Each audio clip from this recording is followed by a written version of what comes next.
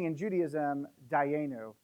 Raise your hand if you've heard that before. Okay, so if you've ever been to a Passover Seder, Dayenu comes up. It means it would have been sufficient, right? And so when I spoke with Julie a couple months ago, that's the feeling I got. It would have been sufficient had she been a tennis player. It would have been sufficient if she was just one of the Virginia Slim Nine. It would have been sufficient if she had the story she has with mental health. And all of these things came together and more. And I said to her, I would like you to be the first speaker in this series, the Glass Ceiling series, talking about women and minorities who kind of go through that glass ceiling and provide a different life and a better life for people around them. So without further ado, I'm not going to ruin her introduction because she's got a great story and we're going to talk about it. Julie Heldman.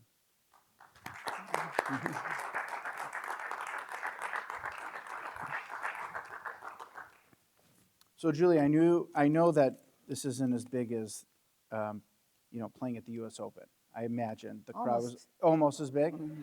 It's almost as big. So, but I want to get started. How did you get your start in tennis? And tell us a little bit about your journey getting into the world of professional tennis.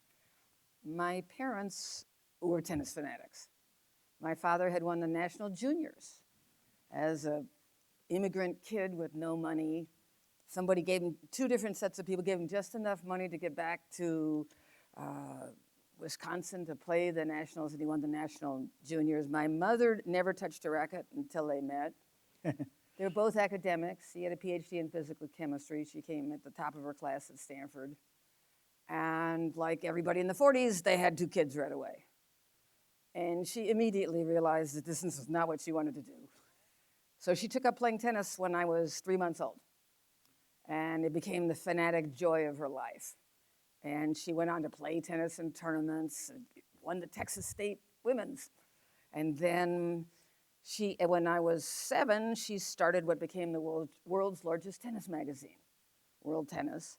And everybody in the family had supported World Tennis magazine. It was her favorite sibling. So everybody had a job. My father was a proofreader. He had a PhD in physical chemistry. He was a proofreader. And so as we grew up, that's what we talked about. That's what we did. But she became insanely busy growing this magazine, so she had to get us out of there. And she and this woman in Hamtramck, Michigan, decided that the woman would start the first ever tennis camp. So my sister and I went there. I was 8. And it became a place where I had grown up without an emotional support from my mother, a lot of abuse. Tennis became where I could be somebody. And I wasn't any good at it in the beginning, but I didn't quit. And in Hamtramck, they taught us that you had to play against the wall, 30 in a row, forehands, then you can get to the backhand line, 30 in a row, backhands, then you can get to the volley line, then to the drop shot line. Then you could go to the courts. So we were taught repetition, not a whole lot of technique, but repetition. And this became a place where eventually I could be somebody. When I was 8, I didn't know anything about that, but the woman who was teaching at the wall said, "What's with your hand?" And it was all red. So she go to see Mr. Hoxie, and he said, "Oh, you got blisters everywhere. Here's 2 Band-Aids, go back." And that's what my life was like. Take the injuries and go. At the age of 12, I won the Canadian National 18 and under, my first big win. At the age of 14, I won the U.S. National 15 and under. So I came up in the ranks. But in the winter, we lived in New York, and it was almost impossible to play. I got to play about 2 hours a week. But it was a place where I could shine. Also, everybody in the family was academics, and my sister was brilliant, and I was good. But that was not good enough for me. So eventually, I went to Stanford when I was 16, and that was long before Title IX. Right. Long before there were scholarships, long before there was a team. My idea of getting to play is I would go to the women's courts and stand there until somebody showed up, and I said, "You want to play?" There was no coach, there was no nothing.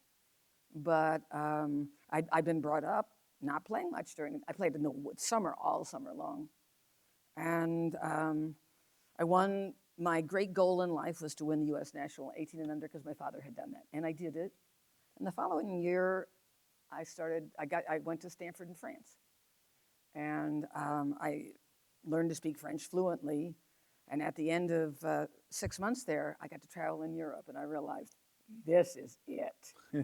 Traveling is it, and going to new cultures and seeing what people are like. But not realizing that about the age of 18 and 19, long before I was diagnosed at age 50, I began to suffer from bipolar disorder. Mm-hmm. And I would be playing in tournaments, and there was a particularly bad time when I was 19, right around the time of that picture, and I got named to play on the U.S. Federation Cup team. I played number 2 for the U.S. Wow. I was in the right place at the right time, and I had the skills for where we were. We were in Torino, in Italy. I won all my matches, and we were the world champions. But I was in horrible shape. And every night, every day, I'd go out and play my heart out. And every night, I would go into my room and be flooded with suicidal thoughts. Right. Unable to function. I'd get up in the morning, I'd slap my leg and go out and play again. And at that stage, I ended up quitting for what I thought was forever. I just said, I can't live like that. And then I realized after a year and a half of hanging out in the 60s in a lot of fun places, I realized that I'd like to travel. Right. I mean, I got a little bit into psychedelic amusements. Mm-hmm.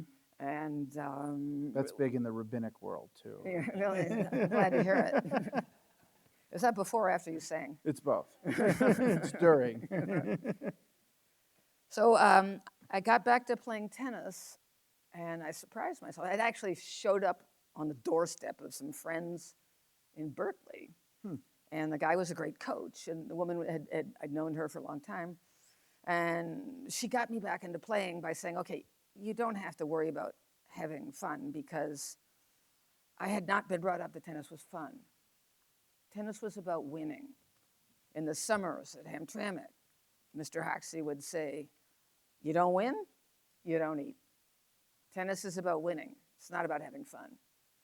And then there was this enormous pressure at home of a strange variety. My mother would undermine me. I win the Canadian National 1800s. I come home from Canada, and my mother says, your hair is ugly, cut it off. Right. And it went like that. You behave badly, you're embarrassing me. Nobody was there to help me, but that kind of thing. So I was stuck in a way that it was like I was on straddling a razor's edge, damned if I won and damned if I lost. Right. So when I went back to playing tennis for fun, that was great. And it turned out that I was good, too. Right. Better than I thought I would be. And the second tournament I played on my way back, I was playing in Berkeley, and I beat Billie Jean King. I went, wait a minute, I did that? So then I thought, okay, somebody will pay my way. So I found tournaments all over and started to travel, and that was an enormous joy. And I got to be all different kinds of places, and for various reasons, one of the early tournaments I went to was in South Africa. I thought, I've read about it, but I wonder if it's really as bad as what they say. It was worse. It was worse. It was worse. Go downtown in Joburg. The people, I was staying with the family. I'd go downtown, and they said, Joburg's great. So I looked there, and the white people are in the cars, and the black people have everything on their heads. And nothing. No black people could come to the tennis. They could. The black people lived outside in a shack, and then they'd go see their family 100 miles away once or twice a year. It was just horrifying. While I was there, Martin Luther King was shot. Oh. At the very time, all of a sudden, America's exploding, and I'm in this place. But it was living. I was being part of the world. And that very same year, tennis changed dramatically. And money came in. Up until then, you played at clubs, you stayed at somebody's house. But when money began to come in, it was very little in the beginning. And the very first major tournament to be open tennis was the French Open. But it happened in the 60s, in this incredible time, when there was, Paris was surrounded by troops. And de Gaulle was surrounding everything, and everything was shut down. There was no gasoline, no businesses. And what there was sunshine and tennis. People were flooding in. And it was an incredible time. And that part of it, I loved. But you know, we're living in an era where one bad thing was happening after another. I was trying to get out of Paris, barely could get out of Paris, and arrive in London and find out that Bobby Kennedy's been shot. So it was such a different world. Tennis was in revolution. The world was in revolution. And we were all just living through day by day. And that was 1968. 1969, I got healthy. I had a new coach. And I got shot out of a cannon. In the first 5-6 weeks, I beat every top player in the world. Margaret Court. I didn't play Billie Jean. She wasn't around right there. But Nancy Ritchie. I beat the two of them in one tournament. I just won tons of tournaments. And I went, wait a minute, this is me? And as I did well the entire year. And at the end of the year, my life got turned upside down because I had a boyfriend throughout 1969, and we're supposed to get married, and 4 days before the marriage, he didn't show up. And my mother said, well, at least you can get out of town. You're embarrassing me. And I felt like I had nowhere to go, and everything just completely turned awful. And I tried to end my life. And it was that very same year that the Women's Pro Tour started. Months later, after I was injured, I couldn't play, my parents moved to Houston. Before they moved, there was a very interesting thing that happened. There was a tennis tournament in Los Angeles, which has been around forever, called the Pacific Southwest. And it was run at that stage by a guy named Jack Kramer. He was famous for having his tennis rackets and having been a great tennis player. And there were as money came more and more to tennis, most of it went to the men. And there was almost no money for the women.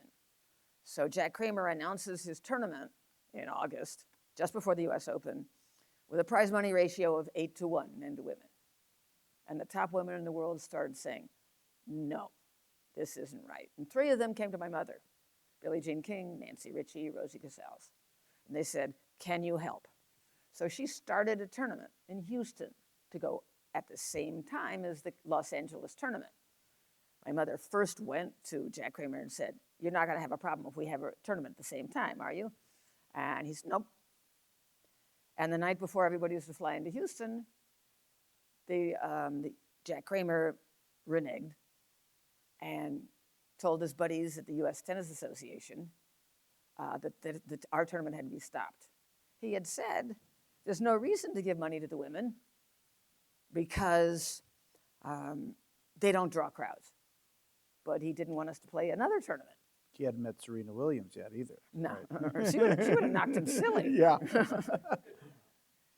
So as the women are about to get on an airplane the next morning, the U.S. Tennis Association calls every single one of the women who was going to come to play the tournament and saying, if you play, you'll be suspended. Being suspended meant you can't play other tournaments. Right. Couldn't play the U.S. Open, couldn't play Wimbledon, couldn't play the French. And my mother called them all back and said, come in, I'll pay your airfare, but let's make this happen. And the next day, when they did come and they sat together. Now, I wasn't part of this. I was injured and not going to play. But the women who were supposed to play got together, and my mother came up with a plan of how to make it all work so that the women would not be attacked and suspended, and that the club itself that wanted to hold tournaments wouldn't be shoved aside. And that was to call the players what was then a separate thing, which was contract pros. Contract pros when you signed a contract, Right. and you were beholden to that one person. So they signed $1 contracts. This is a picture of the dollar bill, Yeah. the $1 contract. And the tournament went ahead.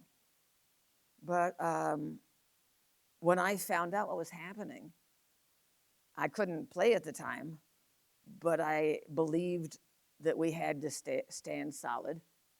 And out of solidarity, I played 1 point, signed the $1 contract. I said, if you get suspended, I get suspended too. That's how come there are original 9, Right. because there are 8 in the tournament, multiples of 2. But I was there for the 1 point. So can I ask I want to Sure. ask a follow-up. So you spoke a little bit about your mother, and we've spoken before about this, that you mentioned the abuse, but you've also mentioned her as sort of in the vein of a very unique and savvy businesswoman. And we talked about the movie, and we'll get into that in a little bit, but in the movie, she is depicted at very least as a very savvy businesswoman. She's like depicted as la-di-da. Right. I'll do what you want. But Not my mother. Right. So if she's starting this thing and you're already at odds with her a bit, at least in terms of her treatment of you, why do you follow her vision? Is it because you believe so much in her cause, or did you feel some sort of something that was pulling you to her because she's still your mother? I believed that she was the very best at what could happen. There were no alternatives. There was no other tour. There's no or nothing. And she was doing that. And it struck me as that important. Mm-hmm. I have this sort of split view of my mother, of this incredibly capable, incredibly powerful woman to whom in the family, I call it the cult of Gladys, where she was the one with power and nobody else had any power. My father, none of us, nothing. We were not allowed to have opinions. We were not allowed most anything. But I knew what she had done with her magazine, and she had done promotions before that too. She resurrected the U.S. Nationals in 1962 by getting a total of 10 people, including herself, to charter a jet to bring in the best players from all over the world because it wasn't. So she just was filled with those kinds of ideas. I did not follow her because she was my mother. She was toxic to me, but I couldn't believe that either. There was, she was Gladys, the cult of Gladys. I wasn't allowed to even believe that. So it was, like most of us, it was a pretty complicated relationship. The other thing is that when I decided to sign on, I gave up my freedom to travel. That's how badly I believed, how much I believed in the importance of what we were doing. And Billie Jean King, who sort of the name that's out there, right? You would call a draw, let's in the theater. Charismatic star. Yeah, absolutely. So she too, her relationship with your mother was mom. Did mom treat her like a daughter, or did mom treat her like this is a ticket to get to the next place? And what was their relationship like? Billie Jean was as powerful a person as my mother was. So there was going to be friction no matter what. There was more friction on my mother's side because Billie Jean would have press conferences like every day because she was winning everything. There was always the press with her. And she would talk about how she started the tour. Oh. And my mother became fanatically horrified, hateful. It was, and she never couldn't talk about it. So instead, she would call me up crying, and she would talk to my others in my family crying, and so it was complicated. So, but no, Billie Jean was not like a daughter. Okay. But my mother went ahead after the first year when Billie Jean won most of it. Other players began to come in. They saw the money. Right. They saw that there were people arriving at the buying tickets, and Billie Jean became an even bigger star in 1973 when she beat Bobby Riggs. in the battle of the sexes. And you said earlier? Did you say you had beaten her right before that? Right? I beat her at the U.S. Open 2 weeks before she beat Bobby. Shouldn't you have gotten to play Bobby Riggs then? Yeah, I think I would have curled my head up on. I mean, there were 90 million people worldwide watching it. That's what they say. I can't believe that figure, but still. Right. Yeah, it's And 35,000 sitting in the stands that day. it must have been a spectacle, but also a tremendous moment in history for women, but certainly for women's tennis. So, you talked a little bit about how the original 9 came to be. So there's a moment, at least from what I've read, and I wasn't there, but You're not old enough. I'm not old, exactly. So, you go from sort of a tennis player to sort of a celebrity status almost overnight, at least the 9 of you, right? And mom, right? Mm-hmm. There's media following you. There's controversy following you. How did did you 9 become very close? Did you see each other sort of as a sorority or a close-knit, and you also said, there's only 8 of you, so you're playing the same people over and over again, etc. Well, it's we were the pugilists with a racket. Okay. There was a lot of similarities to boxing. Yeah. No, we're not able to slam you, to punch you in the kidney. Right. But every shot, every moment, it's one person against another. And that, in some ways, forms tennis players as they grow up. Because you don't have teammates. You're not allowed to have a coach. Now you can some, but so that it becomes me against you. So close relationships happen, but they're not all that common because it's me against you, but we were in the trenches together. Right. We were building this thing. I mean, there's a famous time when there was a place that was hard to find, somewhat like what we got here. But tennis players, the women tennis players, went out on the street going, there. We did everything. We gave clinics, of course. We talked to any person in the press. We went to cocktail parties. Everything we could to make this work. And another interesting thing is we had a sponsor, Virginia Slims. Virginia Slims, that was a cigarette brand. It sold death. Right. And they saved us. They made it happen. They also, not only with the money, but they sent their marketing people, first-class marketing people, so that as we went around, as things went on, all those things I'm talking about, they were building, forming, and there was often 2 or 3 marketing people at every tournament, and that might be 16 players, or eventually 32 and more, but it was a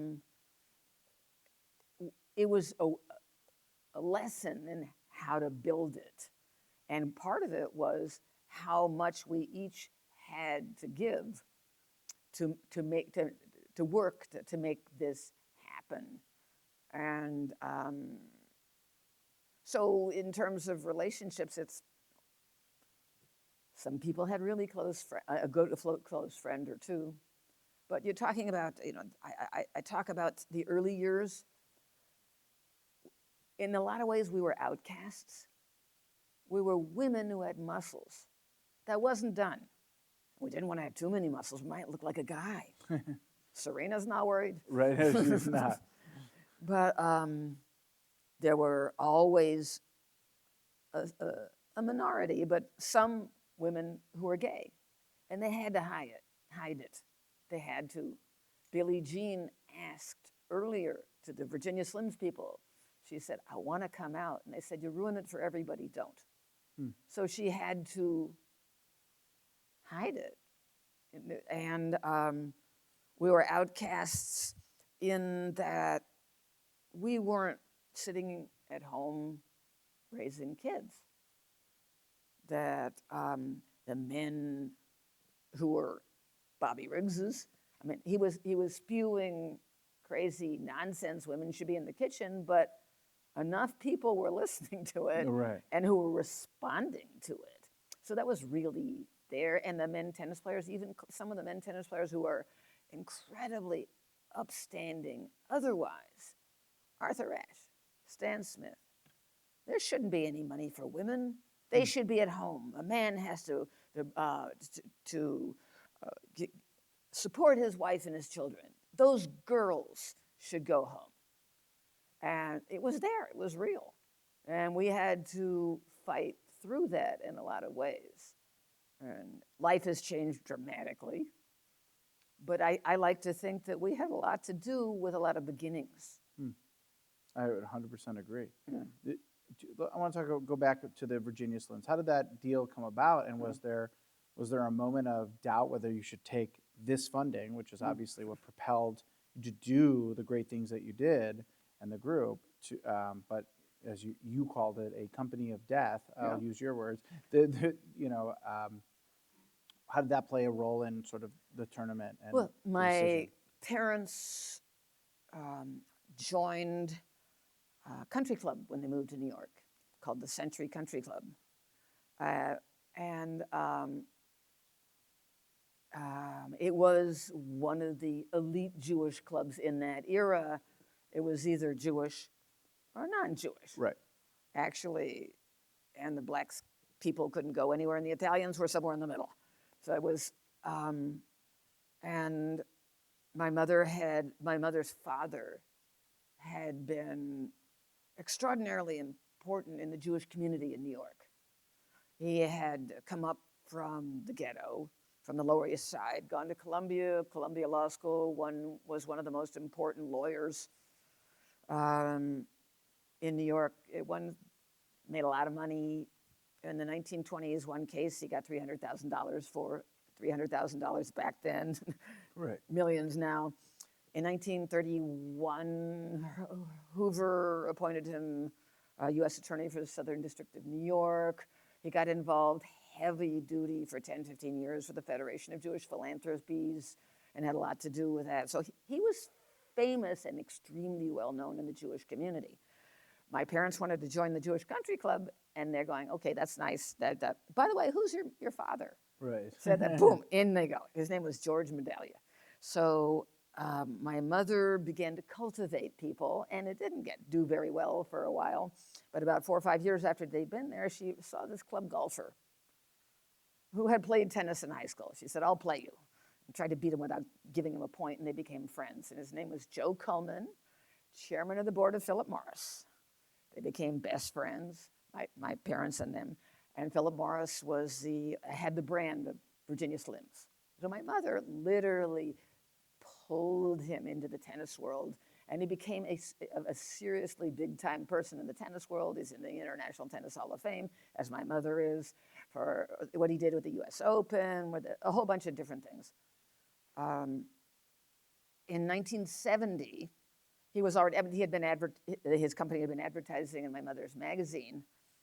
But when everything was blowing up with the women going to my mother because of the Kramer thing and all of that, I think that there's no good evidence, but there's no solid evidence.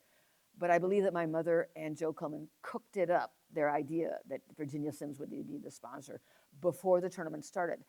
But just before the tournament started, he went off to Africa on a shooting safari. So when she's starting the tournament and everything's blowing up all over the place, all of a sudden she says, I have a sponsor, and it's Virginia Slims. So I believe they figured that out in advance. But there was no rebellion amongst the women. Everybody was just completely grateful. And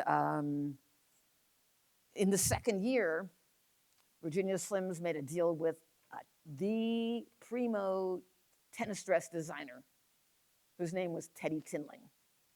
And the deal was that they would have these beautiful tennis dresses with the insignia for the event, for the tournament. They called it the Ginny Girl, with a cigarette and a cigarette holder in one hand and a tennis racket in the other, and a flapper outfit.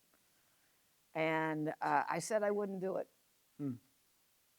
I didn't draw the line at not competing on the tour, I drew the line in a lesser level that I wouldn't promote cigarettes on my body. But I was the only one who ever said anything like that. Everybody was so completely grateful and wanted not to think about it. But Right. by then, Virginia Slims was in a particularly perfect place. In January, or in the beginning of 1970, which was the year everything happened, Congress passed a law that cigarettes could not be advertised on the TV. So they had money looking for a place to land, and it landed on women tennis players. It was like providence. I call it the force of luck and destiny. Right. And still, they remained in the tennis world for 15, 20 years as a major sponsor. Yeah, I actually Googled a little bit about that and saw how many booklets and online are sold with that logo on it, but much later than when it started. I think it was probably in the late 80s. Yeah, absolutely. There was a respite for a couple of years. I think they were trying to get it out of there. Yeah. But the people who came in, somehow it didn't work. We talked a little bit about the movie. I want to touch on it. You said a lot of it's wrong. I want to know a little bit about that. How do you feel Sarah Silverman played your mother? Your name, they do talk about you. I don't remember which actress is playing you. Yes, I think my character might say one word. Yeah. I try to politely call it fiction. Okay. You would know better than anyone. It had to happen. Yeah. It had to be fiction. They took 1970 and 1973 and went squish. Right. And it had to happen. But there were some parts of it that were just, the script was not great. Some of the acting was fabulous. Emma Stone and Steve Carell.